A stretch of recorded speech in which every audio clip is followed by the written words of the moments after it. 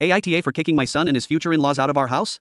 My wife and I bought a 4-bedroom house in PA that our son lives in. He attended college in PA and wanted to stay in the area, so we bought the house as a second home. We live in NJ and commute to Manhattan for work. We figured it would be a great place for him to live, and we could visit occasionally to spend quality time together.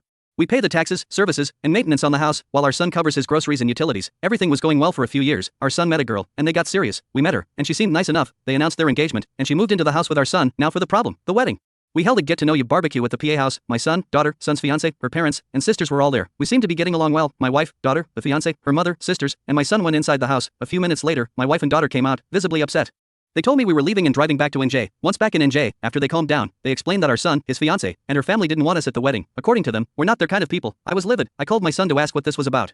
He told me that her family felt we weren't good enough and would embarrass them at the wedding, so we were uninvited. I took a week to calm down and then drove back to the PA house. The future in-laws were there, along with the fiancé. It appeared they had all moved into the house. They asked why I was there.